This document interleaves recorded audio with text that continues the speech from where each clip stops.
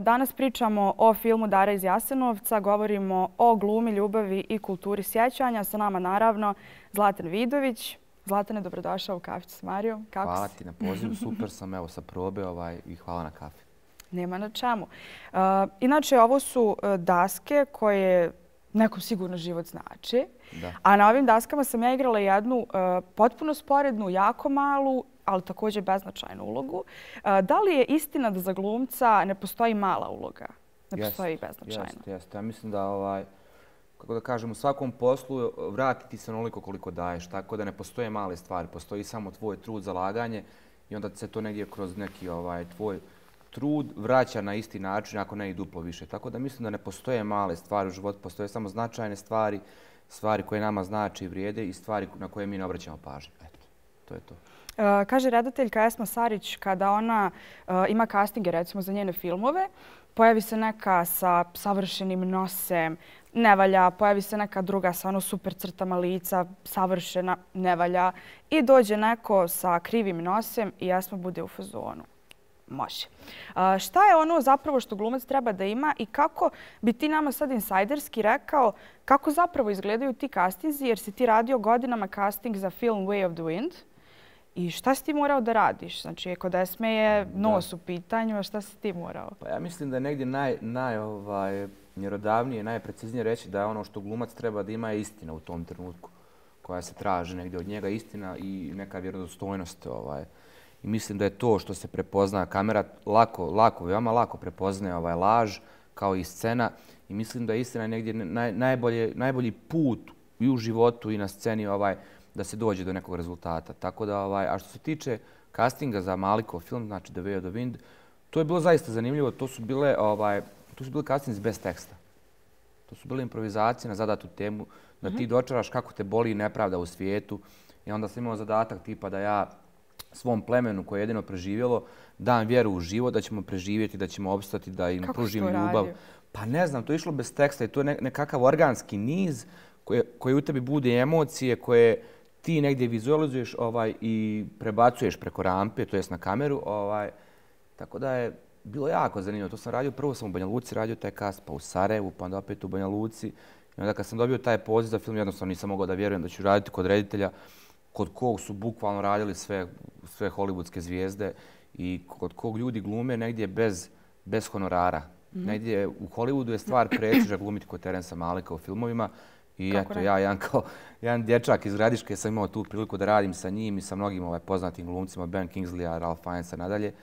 I to je negdje nešto što je do sada nekako najnevjerovatnija stvar u mojoj karijeri.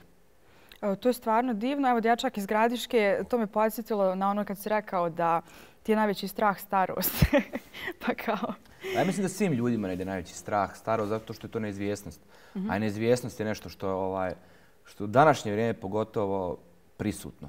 Počevši od korone, jer svi smo bili negdje upućeni u to i preko noći nas je sasjeklo da neke stvari koje smo planirali, koje smo htjeli i željeli su samo nestale. A to je neizvjesnost. I onda je čovjek u tom nekom mraku neizvjesnosti pokušava da nađe sebi neku komfort zonu, a komfort zona je veoma teška za pronaći u današnje vrijeme. Prebrzo je sve se dešava previše brzo, živimo u nekoj eri informacija gdje na dnevnom nivou dobijamo preko 1000 informacija o gladi, o ubistvima, o sportovima, o kulturi, o nekim tračevima i previše je to informacija za jedan ljudski mozak da procesuira u toku jednog dana. Tako da mislim da je jako je nezahvalno prognozirati bilo šta i zato je meni starost negdje u suštini. Ne strah, već neizvjesnost. A šta je tvoja zona komfora, a šta je van nje? Moja zona komfora je porodica. To je najveća zona komfora koju ja znam i to mi daje nekako najveću sigurnost i najveću vjeru u svoj rad, u svoj život kad sam okružen ljubavlju svoje porodice. I to mi je negdje najznačajnije u svemu. A neizvjesnost mi je sve ostalo. Sve ostalo je bukvalno neizvjesnost od posla do, ne znam, nija mog nekog preispitivanja samog sebe. I nekako svaki dan pokušavam da u sebi otkrijem nešto što nisam ranije znao da postoji. To nekad boli, nekad je korisno, ali u suštini uglavnom je korisno. Drago mi je da je tako.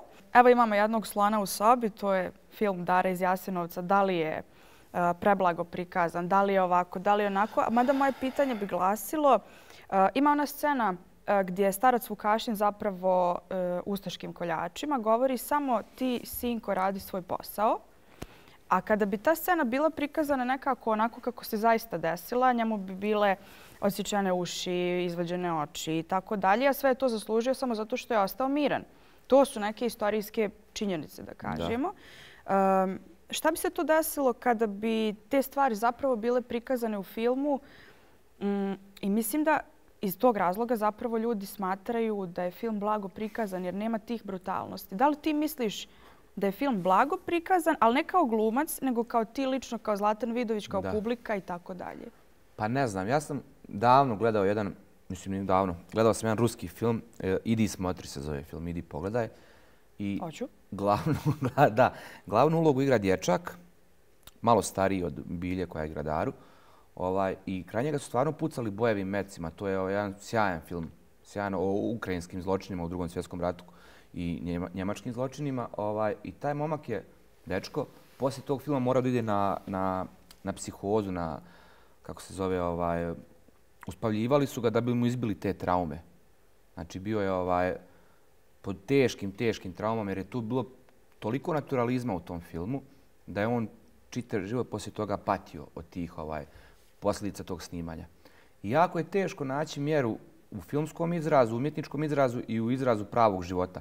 Život nikada ne može biti bukvalno preslikan ni na scenu ni na film. Čini mi se, bar ja tako, jer je pregrubo. Previše je to bola, previše je to...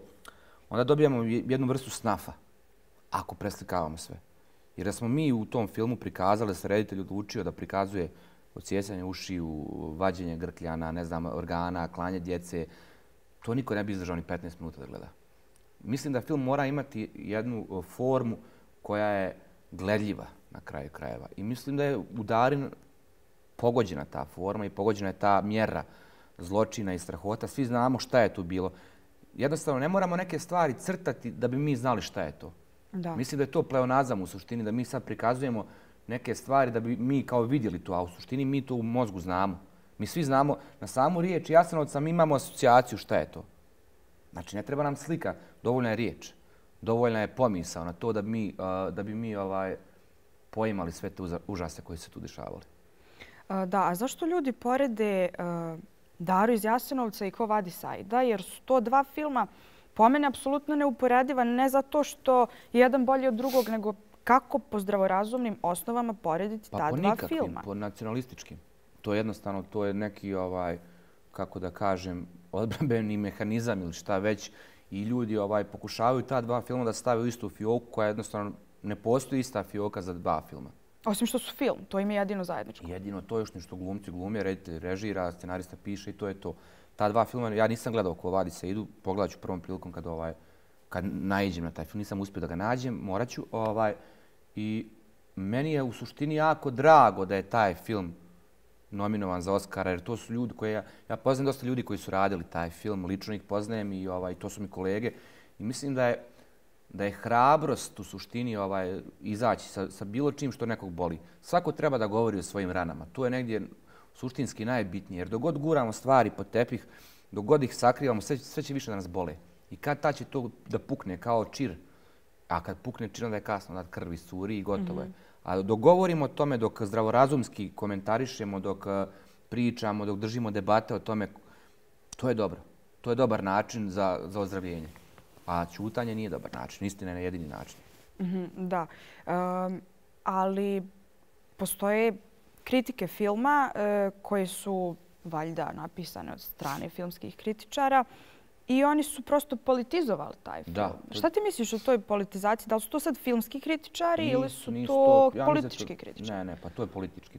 To je jednostavno te prve 2 ili 3 kritike koje su izašle u Americi iz Variety, ne znam ni ja, to uopšte nisu filmske kritike, jer on maltene se ni u jednoj trećini tog teksta ne osvrće na kvalitet filma, već govori o ideologiji, o politizaciji, o političkoj agendi filma, ne govori o filmu. Film nema nikakvu političku agendu, po mom mišljenju.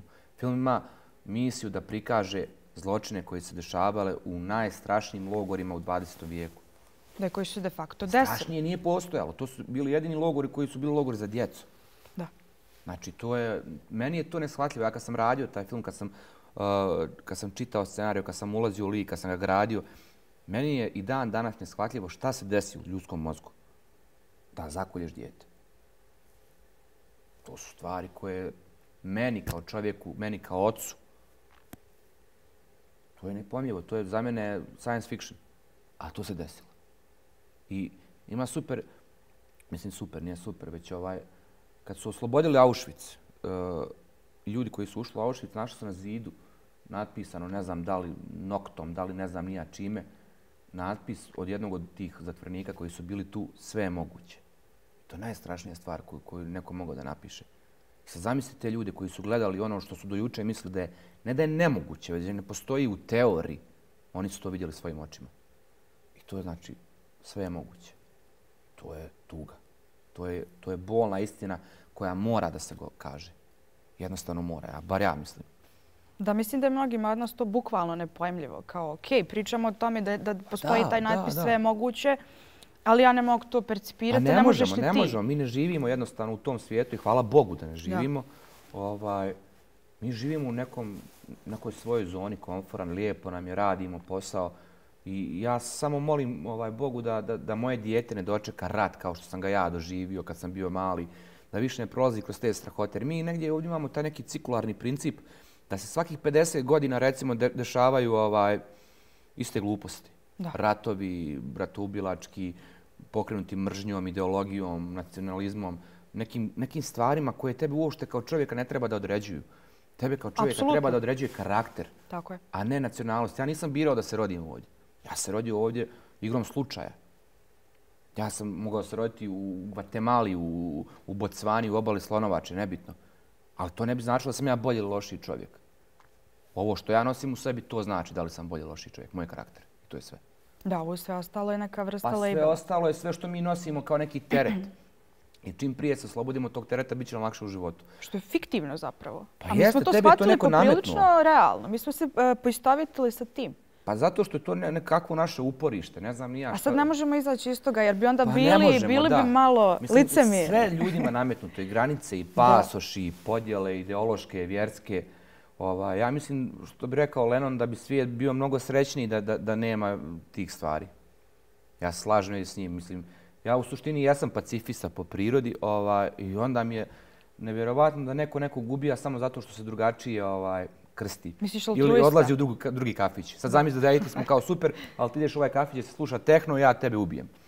Mrzim te, zato što ja slušam rock. To su nevjerovatne stvari. To je ograničenost. Što kaže, ograničen si ko balkon. To je otprilike to negdje shvatanje stvari. Mislim da ljudi treba da više čitaju, da upoznaju druge kulture, da putuju. Mislim, to je jedini način negdje da se riješimo to neke ksenofobije koju mi negdje imamo usađenu u gen. A ja ne bih volio da je tako. Ja se trudim da svom djetetu prenesem ljubav prema svim ljudima. Apsolutno. To mislim, malo utopistički zvuči kad ja ovako pričam, ali nije to teško. To uopšte nije teško. To je vama blizu, to je vama realna stvar. Samo je do nas da se odredimo da ujutru kad ustanemo, da li ćemo voljeti nekog ili ćemo da mrzimo čitav svijet zato što smo mi, ne znam, bez para. Lupom. Da. Pomenuo si, da, u stvari samo da se nadovežem to oko nacionalnosti i tako dalje. Dakle, umjesto da postoji jedan mir u svijetu i da budemo svjesni i tako dalje, mi smo uspjeli da se pokačimo oko 2 filma. Oko 2 filma, apsolutno. Da, pa to je... I to će nam se opet dešavati ako ne naučimo neke stvari. A upravo 2 filma koja govore o tome šta se desi. Ja mislim da su oba ta filma, kažem opet, nisam pogledao Aidu, ali mislim da su jedan i drugi rediteljka imali namjeru da to budu filmovi ljubavi, a ne da budu filmovi mržnje. Za Gagu znam sigurno, vjerujem i za Jasmilu da ona isto imala tu želju, da to bude film ljubavi, da nam se takve stvari više ne događaju. Svakog boli i svačija rana, opet ću ponoviti, jedan ljudski život koji je ugašen je previše, a kamoli više.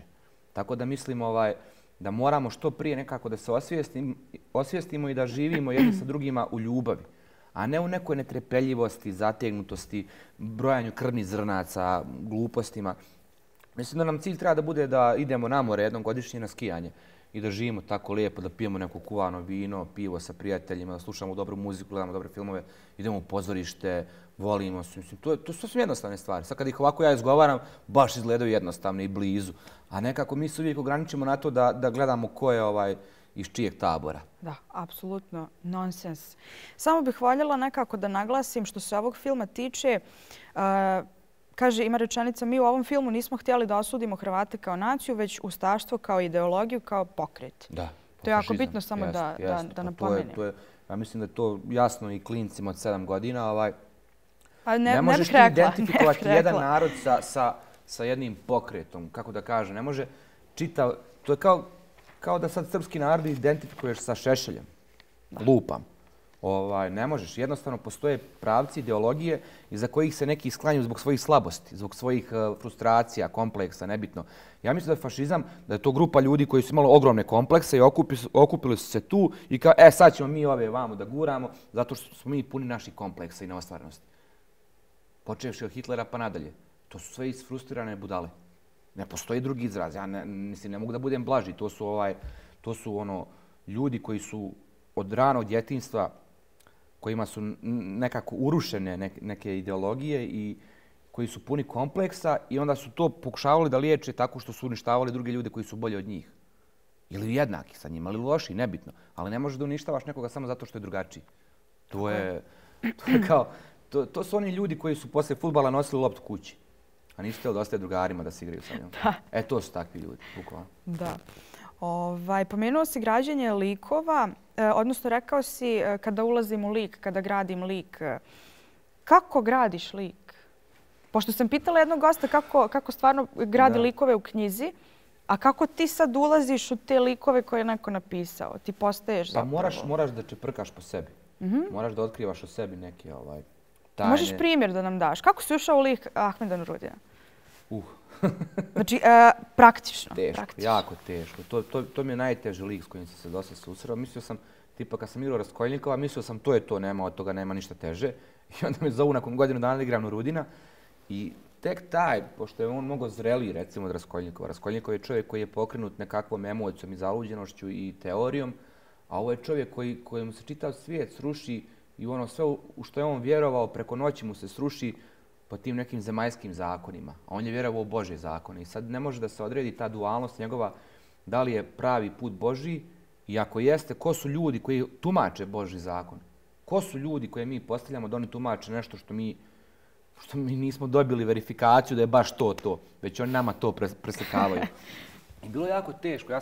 To mi je bio jedan divan proces sa Dejanom Projkovskim, koji evo sad ponovo radimo zajedno predstavu Gospodu Glembajeve. I zato sam se pripremao, tako išao sam u džamiju sam išao ovdje u Ferhadiju na službe, upoznao sam sa lokalnim imamom i pričali smo i razgovarali smo. Ja mislim da je svaka vjera u suštini divna stvar ako je pravo tumačiš.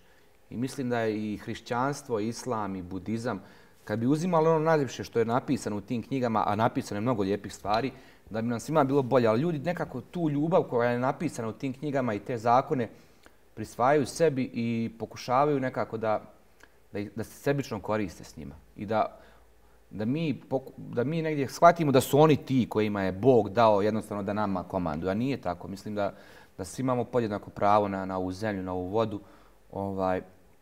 A što se tiče Nurudina, baš je bilo teško. Baš je u suštini otključavati tu njegovu unutrašnju borbu kako da zaštiti brata, da ga spasi i na kraju da li da ga sveti ili da ga ne sveti. I ima njegov divan monolog kad kaže ja nemam dva srca, jedno za mržnju, drugo za ljubav. Ovo što imam sad zna samo za tugu. I to je takve stvari izgovarati sa scene velika čast, privilegija i to je ono zbog čega se ja bavim ovim poslom. Da bi pokušao da proniknem u dubine tih misli koji su napisali zaista veliki ljudi. Kaže Sergej Trifunović da kamera beleži misli, to on kaže, i sve u redu dok ispravno misliš. A ja mislim da to je čak i u pozorištu tako, možda čak i više. Da li zapravo u tom trenutku misliš Ahmedove misli? Ili još mi fali neka informacija oko tog građenja lika? Kad radim tako teške likove koji se nalaze u zaista ekstremnim okolnostima, tipa Ahmed, tipa Raskolnikov, Mile Ilić iz Dare u Jasenovcu, ja moram sebe lično da stavim u te okolnosti. Ja moram da zamislim kako bi meni kao Zlatanu bilo da je moje dijete zarobljeno, da moje dijete je u logoru, da je moj brat ubijen. Ja moram jednostavno sebe da provučem kroz čitavu njihovu patnju da bih ja to osjetio. I što više nekako sebe daš u to, više te boli, ali si ti kao glumac bolji. I mislim da je jedini put da bi uradio dobru ulogu da sebe beskompromisno daš tome što radiš. Jer čim se ti štediš, čim nekako bježiš od toga jer te boli, nećeš dobiti taj rezultat koji zaista treba da dobiješ. A to je opet vraćam se na početak što smo pričali, to je istina. Sve je ova istina. To je, vidi se i na kameri i na sceni i što kaže, najgore je kad glumcu ne vjeruješ. Da. To je najgora stvar. Je li ima neki glumac kom ne vjeruješ? O kolegama i mrtvima sve najbolje. Dobro. Evo sad ću pročitati jedan citat iz knjige Derviš i smrt. Samo da nađem gdje mi je. Aha. Dakle, ovako. Otvorio sam knjigu nasumce i našao priču o Aleksandru Makedonskom. Car je, priča se tu, dobio na poklon divne posude od stakla. Poklon mu se veoma svidio, a ipak je sve polupao. Zašto? Zar nije lijepo? Pitali su ga. Baš zato, odgovorio je on. Toliko su lijepe da bi mi bilo teško da ih izgubim. A vremenom bi se jedna po jedna razbijala i ja bih žalio više nego sad. Priča je naivna, a opet me zaprepastila. Smisao je gorak. Čovjek treba da se odreče svega što bi mogao da zavoli, jer su gubitak i razočaranje neizbježni. Moramo se odreći ljubavi da je ne izgubimo. Moramo uništiti svu ljubav da je ne uništi drugi. Svoju, pardon. Moramo se odreći svakog vezivanja zbog mogućeg žaljenja. Zanimljivo, da li misliš da je ovo okej? I onda ima još na kraju kaže, ali to je nemoguće, uvijek će se naći nešto da nam to drugi unište. Pa da li je to tako zapravo? Pa to je, mislim da... Jel misliš da je car uradio pravu stvar? To smo mi u predstavu umetnuli taj monolog, to parče, kad meni saopštavaju da mi je brat ubijen. I on kaže ne mogu da plačem. Čovjek bi trebalo da se odrekne svega što bi mogao da zavoli jer su gubitak i bol neizbježni. Ali ja mislim da je to, kako da kažem, nemoguće. Nemoguće. Mi volimo uprkos tome što znamo da bi to moglo da nas boli. Kao što jedemo slatko iako znamo da nas goji. Da. Kao što, ne znam, ja uvijek kažemo popit ćemo 2 piva pa završimo na 7. Lijepe stvari su lijepe baš zato, jedan od razloga što su lijepe stvari lijepe zato što su i opasne i uzbudljive. A ljubav je uzbudljiva. Ljubav je negdje i opasna. Ljubav je vatra koju moramo da kontrolišemo. A opet, odreći se ljubavi značilo bi živjeti u nekakvom mraku. Ja mislim da čovjek mora da bude hrabar da bi spoznao ljubav. A hrabrost i ljubav su negdje ekvivalentni. Kaže naš narod, odnosno ima ta poslovica, kao ko nema sreće u kocki ima u ljubavi. I onda sam se ja pitala, mislim, gdje naš narod izvlači to, kakve sad veze ima kocka i ljubav? Pa to je isto kao imaš hladne ruke, ali se vrela u krevetu. Shvataš, to kao, ću dobro je dok ne tuku. Mislim, to su neke naše poslovice koje ali nikad nisu bile jasne. Ali ja sam našla poveznicu. Ja sam poveznicu našla. Jel? Da.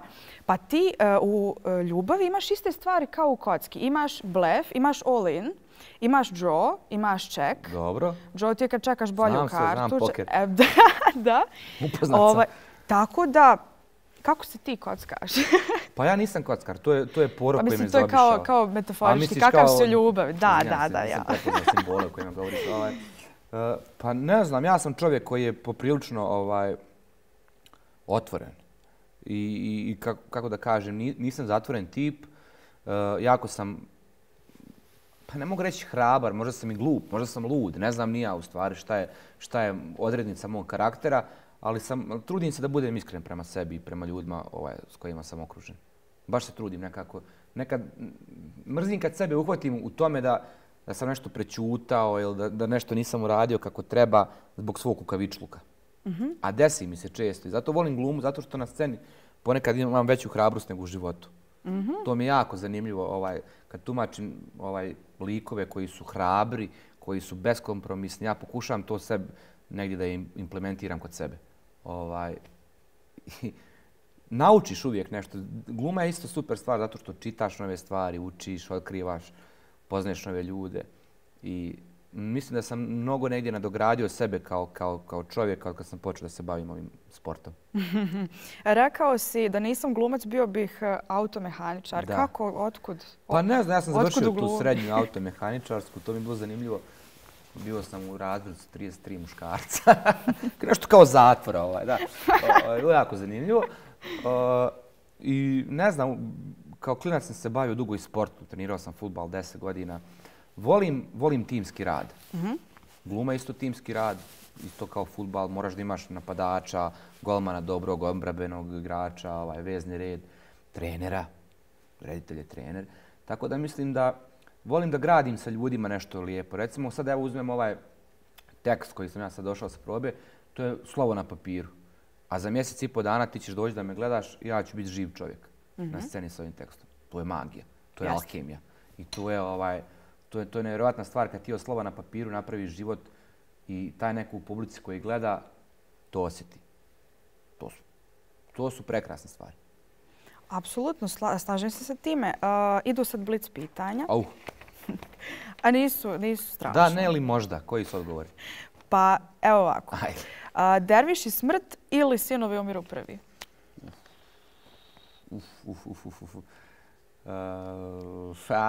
Ne znam. Derviš zbog uloge, Sinovi zbog ličnog nekog afiniteta, šta ja znam, i zbog nekih uspomena na tu predstavu. Dobro, pozorište ili film? Pozorište. Ozbiljno? Da. Stvarno? To mi je jako čudno. Pozorište. Dobro. Kako ti je očinstvo promijenilo život? Na bolje. Dobro. Šta bi volio glumiti sljedeće? Nekog opasnog tipa ili u komediji ili nešto treće? Komediju. Previše mi je dramskih uloga i tragičnih. Volio bih komediju da radim iduće. A kako to uvijek zapadnu ti likovi? Ne znam, valjda reditelji u meni vide neku patnju, ne znam nije. Šta znam, kao to je taj mjesec u polomljen sam Škorpiji. životom, da, pa ne znam, zaista.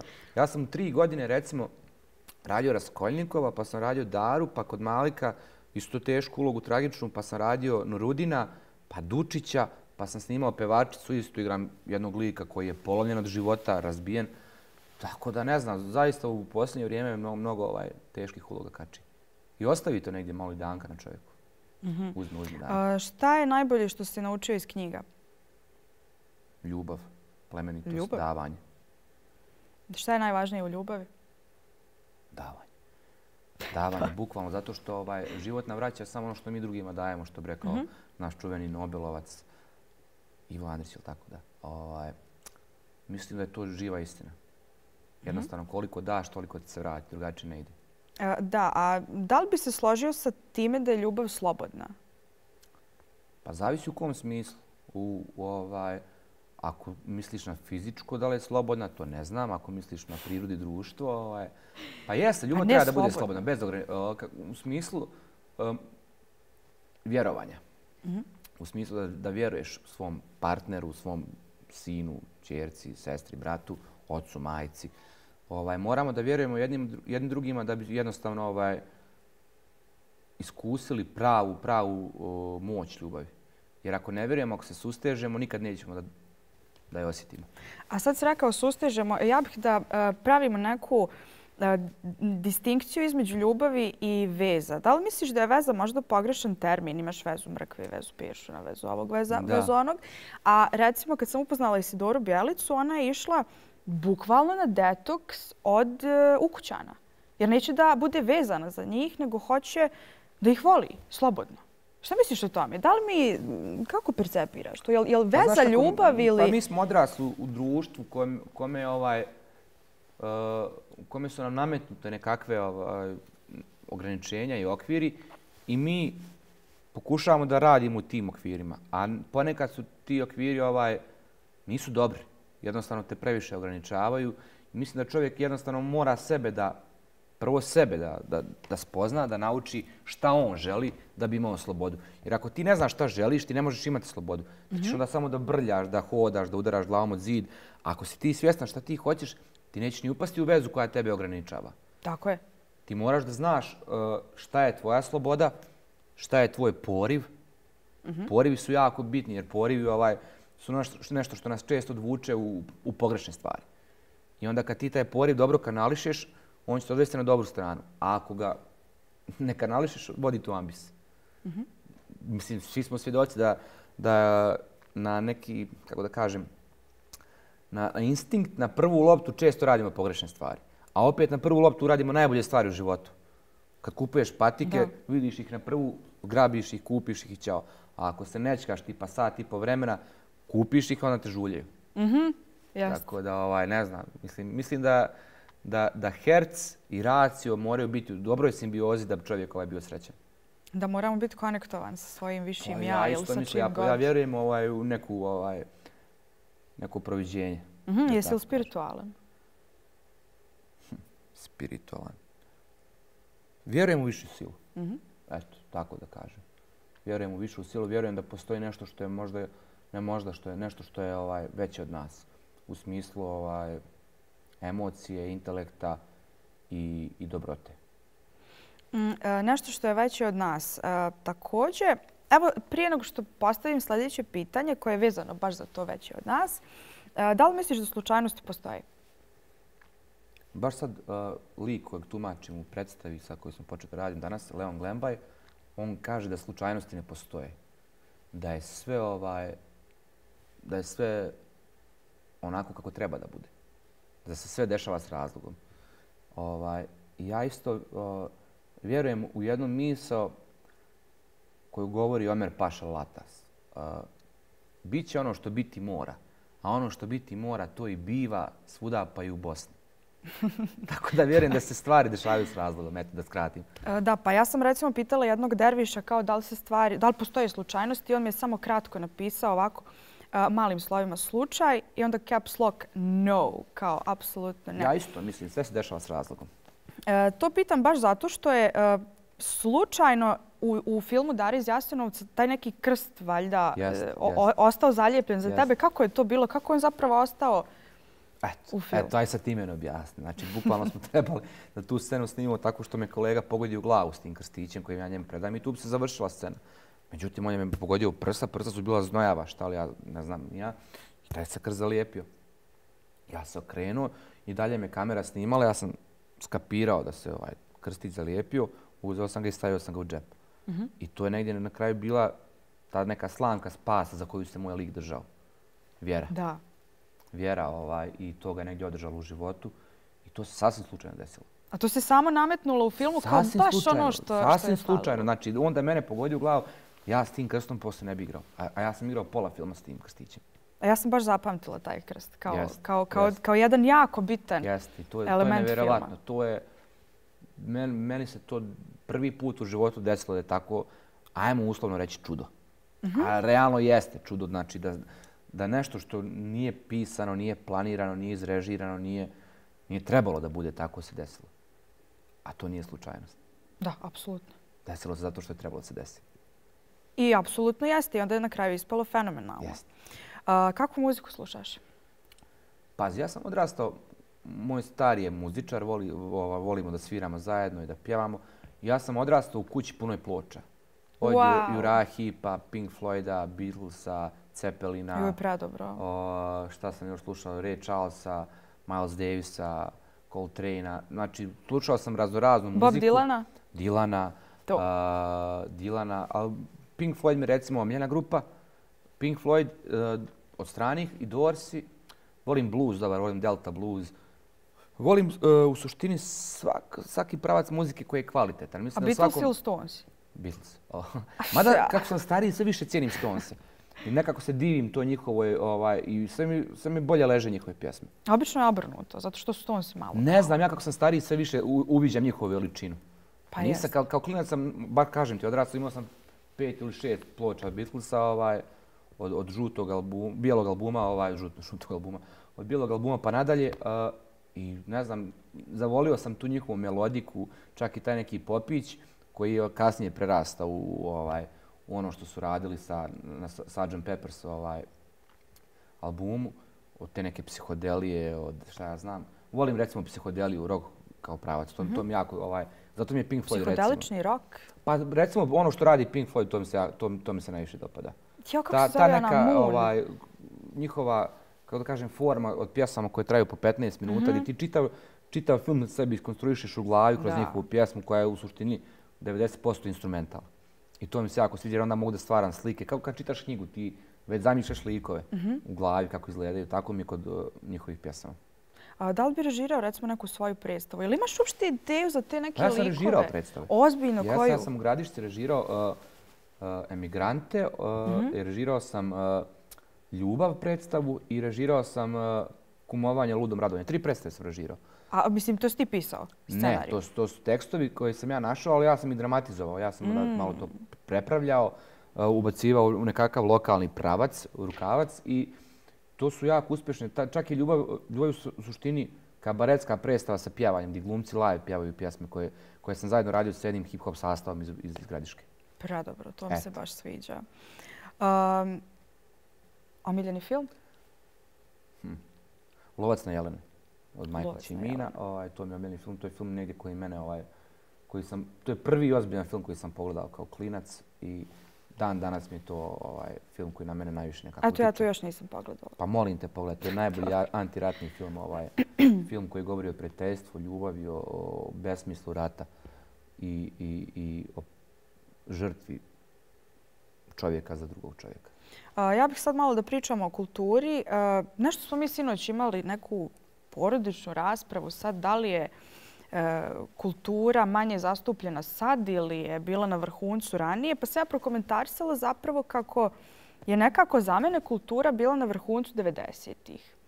A onda sve nekako ove generacije kojima je sve dostupno, paradoksalno im zapravo nisu dostupne dobre stvari. Jer ti imaš tablet, a da ga nemaš ti bi čitao knjigu u suštini. Znaš kako prije, da bi čuo dobru pjesmu, baš se morao namučiti. Da, to znam. I to onda kad negdje dođeš do dobre pjesme ili filma, zadovoljstvo je 6 puta veće. Zato što si ti išao kod druga pa si presnimavao kasetu ili si uzeo ploču, ne znam ni ja, pa čekaš na radiju da krene tvoja pjesma, pa ti stisneš ona dva dugmeta na radiju i u po pjesme ide džingl, ne znam ni ja, neke reklame za radio, ali nema veze, tebi to najdrže. Pa si pravio mixtape za djevojku, ne znam ni ja, za momka. Nisam dobar s riječima, ali evo ti CD. Da, mixtape napravio. Pa mislim da svako vrijeme ima neke svoje lijepe stvari. I negdje smo mi kao ljudi sentimentalno vezani za ono što je nas obilježilo kad smo bili u tom nekom periodu mladosti. I to svi stari ljudi govore u moje vrijeme. Ja mislim da svako vrijeme je dobro vrijeme. Zavisi samo od tebe kako ćeš da ga percipiraš i kako ćeš da ga konzumiraš. To je ono. Mislim da uvijek ima i kvalitetne muzike i kvalitetnih filmova i kvalitetne literature. Samo što je danas teško odvoditi u tom moru sadržaja, teško je klasifikovati šta je dobro. I mislim da je do tih ljudi koji guraju te informacije, da je do njih zavisi. Recimo, tipa da ti u 8 sati uveče u prime time-u pustiš koju god seriju, to će gledati. A sad je do onih koji odlučuju da li će pustiti Vratit će se rode ili će pustiti Kursadžije. I ako pustimo dobru stvar, ljudi će gledati dobre stvari. Mislim da moramo negdje imati malo bolju selekciju onoga što nam se nudi da bi mi kao ljudi napredovali. Jer jednostavno previše je sadržaja. Imaš 150 kanala, filmskih kanala, sportskih kanala. I od tih 150 ne gledamo ni 145, samo ih bacamo, a ovih 5 gledaš. Da. Pa to jeste apsolutno tako. Nekako šta bi volio da ti se desi sljedeće zapravo u karijeri? Šta bi bilo nešto što bi te učinilo jako, jako srećnim? Pa ne znam, ja nekako, recimo, jedan savjet, ne mogu reći ni savjet, već misao od Radeta Šerbedžije, sam čitao njegovu knjigu Do posljednjeg daha kao student, i on ima super stvar, kaže, kad prestaneš da želiš, tad počinje da se događa. To je nešto najgore na svijetu. Ali jeste, to je živa istina. To je živa istina. Ja kad sam prestao da razmišljam o tome kad ću konačno dobiti glavnu ulogu na filmu, kad ću dobiti glavnu ulogu u pozorištu, kad ću da radim, kad ću dobijem nagradu. Čim sam to sve negdje odbacio, to što me blokiralo, te stvari su počele da mi se dešavaju. Ja u suštini želim samo da radim kvalitetne stvari. Sad da li su one u pozorištu, na filmu, želim da mogu da radim kvalitetne stvari i da mogu da živim od onoga što radim. To je sasvim jednostavno i za sad uspijam u tome i jako sam srećan zbog toga. To je divno, to je bukvalno, znači Rade Šerbedžija predvidio New Age, apsolutno. Jeste, pa to je ta politika, Less is more. Da, pa zakon dualnosti. Jeste. Ali ne, u suštini stvarno kad o tome razmišljaš, ti ako nešto mnogo želiš, ti blokiraš tim svojim, ne znam kako to kažu. Htjenjima. Pa da, grčem. Da. Grč. Stvaraš kod sebe grč i onda taj grč blokira to, a ti kad se prepustiš, kad uživaš, to je kao, ne znam, da odeš na masažu pa ti se razmišljaš, koliko je ovaj frajer danas ili cura izmasirala ljudi pa je sad na mojim leđima. A kad se prepustiš tome, kad upijaš mirise, zvukove i to, onda ti je lijepo. A ako razmišljaš čije su te ruke dodirivale prije tebe, onda blokiraš to.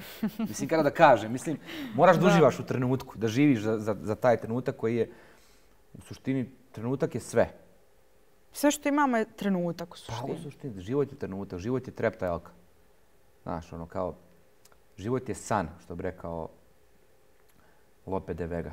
Jeste, ja isto mislim da je prebrzo sve se dešava da bi mi negdje imali taj luksuz i taj komfor da svojim mislima i svojim nekim strahovima ne dozvolimo da nam se dese lijepe stvari. A to često radimo. To iz nesigurnosti, iz straha, iz predrasuda. Mislim da je predrasud isto jako jedna loša stvar koja nas negdje, da kažem, blokira. Kod nas je to mnogo izraženo, na Balkanu pogotovo tu. Apsolutno, predrasude na osnovu ovoga i onoga i petog i desetog. A o svemu, znaš, kao ima super jedna fora za Mostarce, to što se tiče predrasude. Oni su uvijek imali neku varijantu, ma tad će on. I onda kao sjede, piju kafu, kao jesi čuo da se onaj sinoć zabio auto, muzi poginuo, ma šta će se on zabiti? Razumiješ? Znači nema, sve je sve šta će on.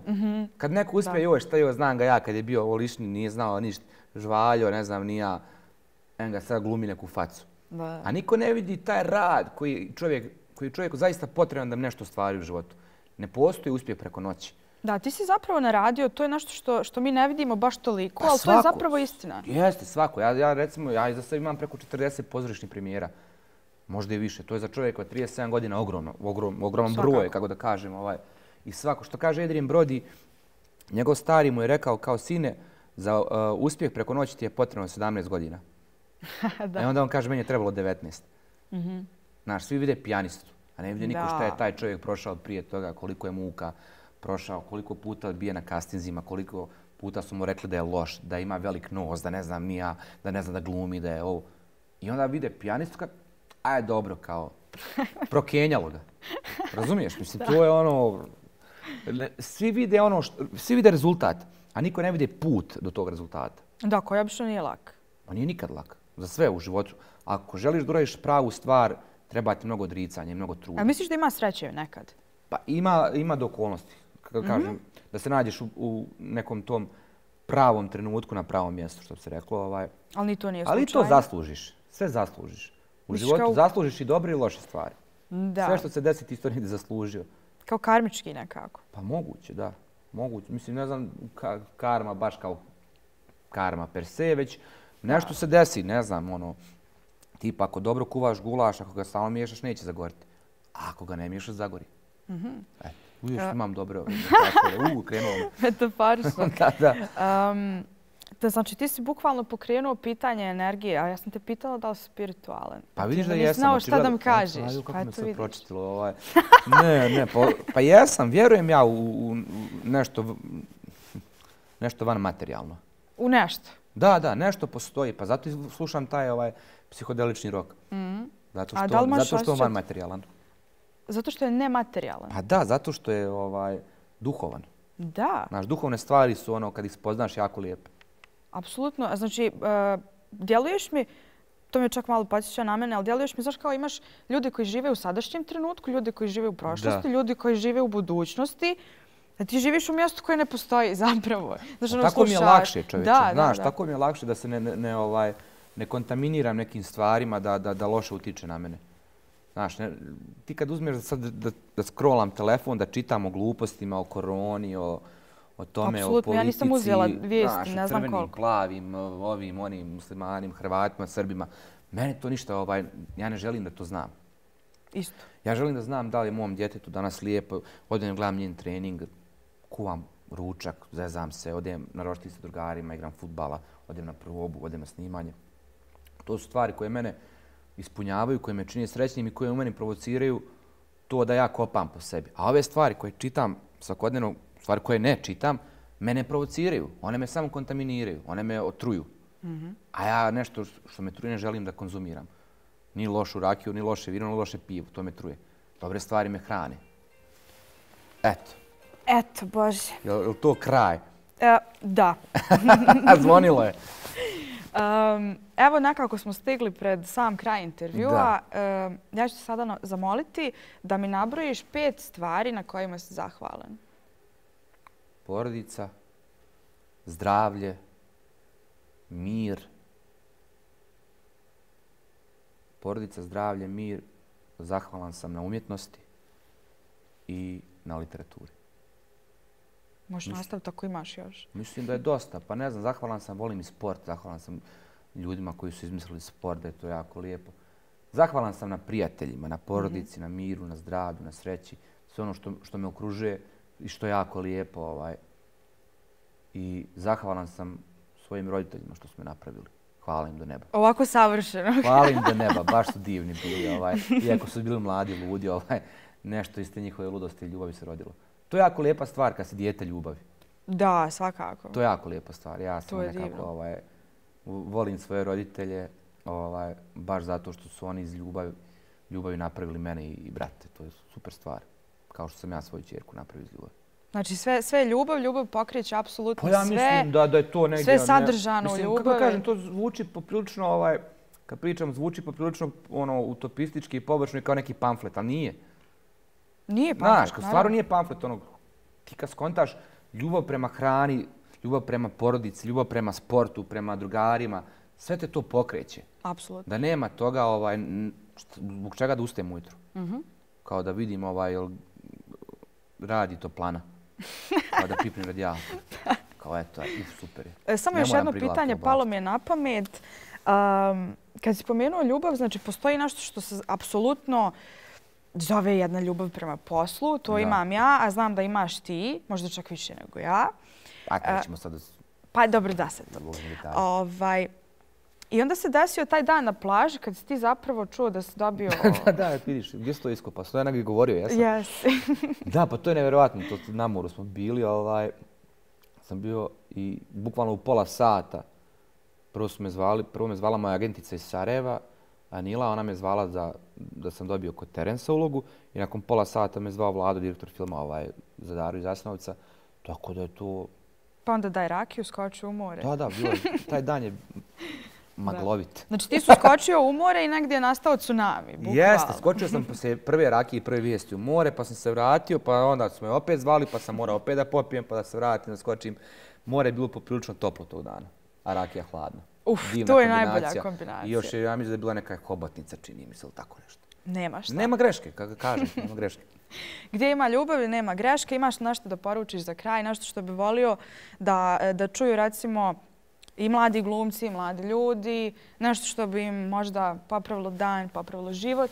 Evo, imaš priliku da popraviš nekom život svojom rečenicom. Zamisli šta je to? To je jako teško pitanje. Ništa. Jesam i ja pretjerala. Da, znaš što god da kažem, sada da zvuči kao duboko, a opet da je kao nekako neposredno. Pa ne, pa poručio bih samo ljudima da vjeruju u sebe. To je jedini recept za uspjeh, samo da vjeruješ u sebe. Jer čak i ako kasni rezultat doći će kad tad. Naš mladi ljudi su poprilično nestrpljivi. Ja sam bio nestrpljiv jako kad sam bio mlad. Ali mislim da s godinama nekako kroz to iskustvo dođe prava mjera. I eto, vjera u sebe i kako kažem, otvorenost prema novim stvarima. Mislim da to ljudima mnogo fali u današnje vrijeme, da se otvore prema drugim stvarima, prema drugim saznanjima i da nekako pokušaju da upiju od svega ono što je najbolje. I mislim da nama to ovdje, kao na ovom Balkanu, da smo poprilično, nekako smo hermetički zatvoreni i ne dopire do nas mnogo lijepih stvari iz svijeta. I mislim da bi volio bi da mladi ljudi imaju mogućnost da putuju što više i da upoznaju druge ljudi iz drugih zemalja i to im želim od sveg srca, da putuju. Hvala ti mnogo, Zlatane, na gostovanju. Dragi gledaoci, sa nama je bio Zlatan Vidović. Nadam se da ste uživali, a mi se vidimo u sljedećoj epizodi. Ćao!